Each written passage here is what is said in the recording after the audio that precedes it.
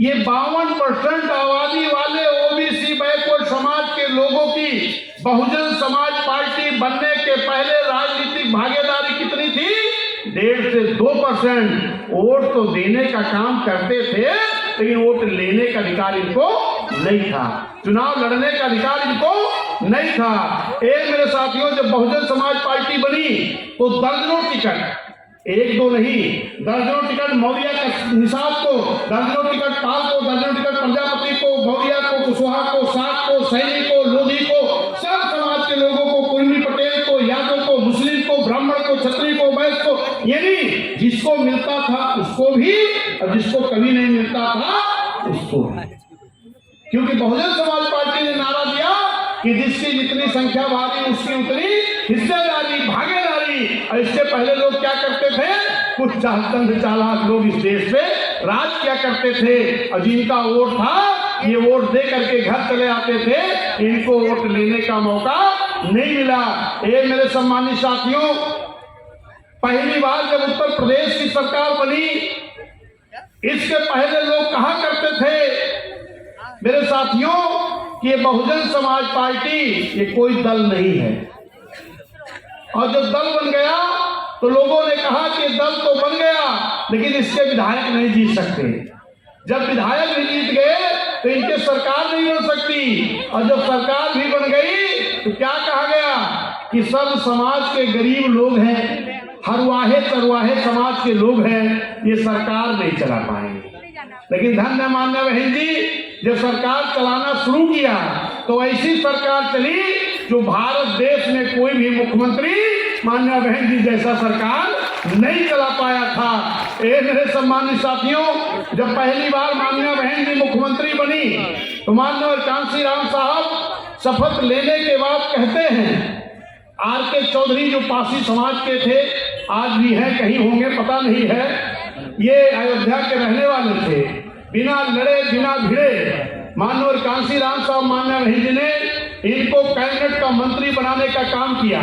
उसी वक्त मानवर कांशीराम साहब ने आर.के. चौधरी जी से कहा कि भाई आप लोग तो मंत्री हो गए, उत्तर प्रदेश में सरकार बन गई और प्रदेशों में भी हमको काम करना है, हमको ये कोर्ट पर सीआर कर दो, मैं दूसरे प्रदेश में जाकर के बहुजन समाज पार्टी का काम शुरू करूं। मेरे सम्मानित साथियों, आर.के. चौधरी पासी जी जब ला करके बगल गाड़ी खड़ी करते हैं लाल बत्ती वाली, तो मानवर कांशीराम साहब कहते हैं कि लाल बत्ती की गाड़ी हमको नहीं मिली है, ये आप लोगों के मिली है, हमको बिना लाल बत्ती की गाड़ी लेकर के आओ। फिर आर.के. चौधरी जी पुरानी अम्बेसडर से जो चलते थे वो गाड़ी जब आती है, धन्य मानवर कांशीराम साहब उस पुरानी अम्बेसडर पर बैठते हैं और बैठ करके जब एयरपोर्ट की तरफ चलते हैं, आगे जा करके जब वो सोचते हैं कि आर.के. चौधरी जी क्या वो लोनिया चौहान का बेटा जो मंत्री बना है लालजी चौहान आ रहा कि नहीं, विभूति निषाद जो निषाद का बेटा मंत्री बना आ रहा कि नहीं, कहीं साहब आ रहा, कहीं गडरिया भेड़ चलाने वाले का बेटा श्री राम पाल भागवत पाल आ रहा कि नहीं, कहीं साहब आ रहा है, कहीं मछली पकड़ने वाला निषाद का बेटा कहीं वो भी आ रहा, कहीं मिट्टी का बर्तन बनाने वाला कुम्हार का बेटा शीतल प्रजापति कहीं वो भी आ रहा है। कहीं मैं यही तो चाहता था कि ललुआ समाज जो वोट दे करके दूसरों की हुकूमतें बनाता रहा, इसको भी कभी मंत्री विधायक बनने का मौका मिलेगा कि नहीं। आज मेरी तमन्ना पूरी हो गई। आज ऐसे भी पिछड़े समाज के लोग जो वोट देते थे और कभी चुनाव लड़ने का मौका नहीं पाते थे। मेरे सम्मानित साथियों, अगर सल्ता नाई समाज का बेटा नहीं जीता तो हीरा ठाकुर को बुला करके एमएलसी बनाने का काम किया गया। एक बार नहीं, दो बार किया गया। और तीसरी बार इसी जनपद के रहने वाले जो जिला अध्यक्ष थे रामचंद्र नाई को भी जिला पंचायत का अध्यक्ष बनाने का काम किया गया, एमएलसी बनाने का काम किया गया, उनके भाई को अध्यक्ष बनाने का काम किया गया, कोऑपरेटिव का चेयरमैन बनाने का काम किया गया। ये किसने किया? बहन जी ने किया, जो कभी राजनीति का काका गागा नहीं जानते थे। ऐसे समाज में राजनीति पैदा करने का काम अगर किसी ने किया तो बहुजन समाज पार्टी ने करने का काम किया। अगर निषाद का बेटा आपके प्रजापति के बेटे अगर कम जीत करके आए तो लोकेश प्रजापति जी को एमएलसी बना दिया गया। अगर विश्वकर्मा लोहार का बेटा कम जीत करके आया तो कृष्ण मुरारी विश्वकर्मा को डायरेक्ट मंत्री बना दिया गया। अगर गडेरिया का बेटा कम जीत करके आया तो प्रताप सिंह बघेल को एमएलसी बना दिया गया। प्रभावती पाल बघेल को राज्यसभा बना दिया गया, श्री रामपाल को राज्यसभा बना दिया गया।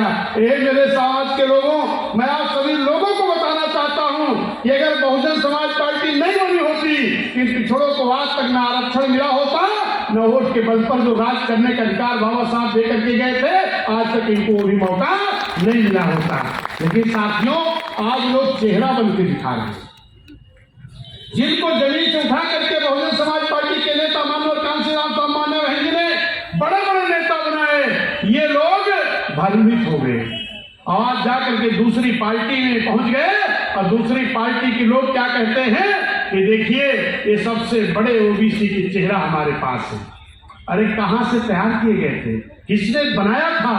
आज ये जो बहुजन समाज पार्टी के बनाए हुए, जिनकी कोई हैसियत नहीं थी, ऐसे लोगों को जो बड़े बड़े चेहरे, बड़े बड़े नाम, बड़े बड़े नेता बना दिया गया, तो आज वहां जाकर के चेहरा तो बने हैं, लेकिन समाज का कोई भला नहीं कर सकते हैं।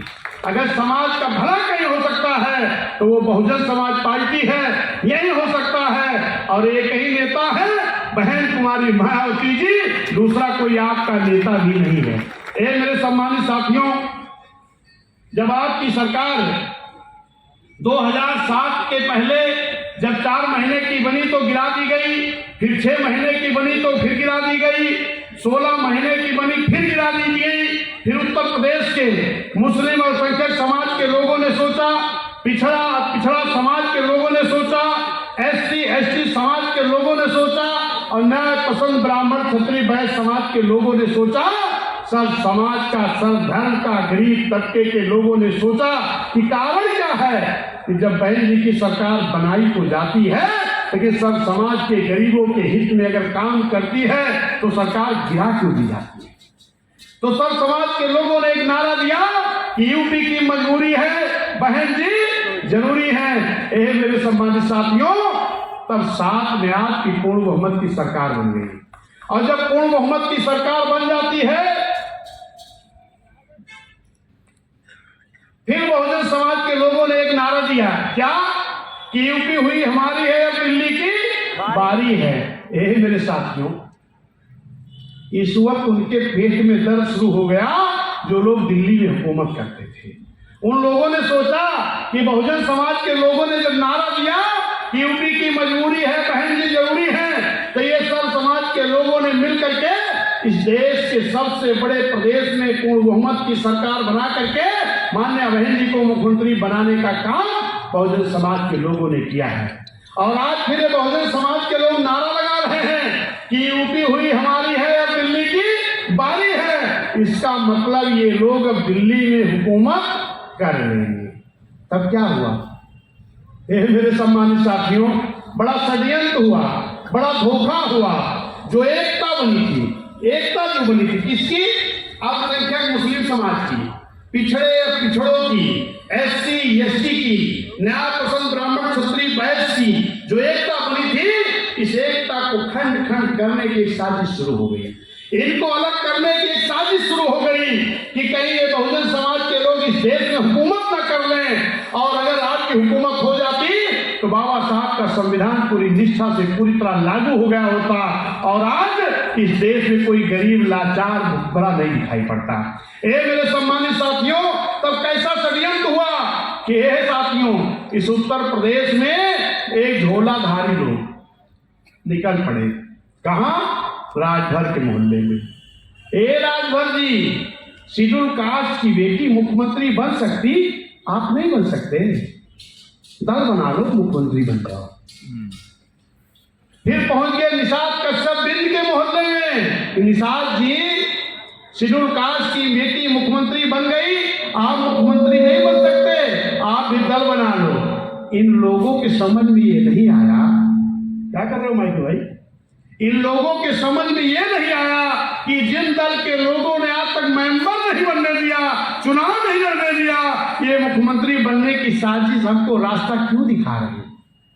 इसका मतलब था कि जो आपने इस प्रदेश की हुकूमत किया था, कहीं देश में हुकूमत ना कर लो, इसके लिए अलग अलग करने के लिए राजभरों में दल बनवा दिया गया, निषाद बिंद में दल बनवा दिया गया, कुर्मी पटेलों में दल बनवा दिया गया, पाल बघेल चंदेल राजभर, नाई समाज, प्रजापति समाज, कुशवाहा, मौर्य समाज, ये सब में दल बना दिया गया ताकि ये अलग अलग होकर के बंट जाएं, बिखर जाएं। जो मान साहब मान्य बहन जी ने एकता बनाई थी, इसको खंडित करने का काम किया। यह मेरे सम्मानित साथियों जरा ध्यान दीजिएगा, पहले तो दल बनवाए, फिर उनके नेता आ गए।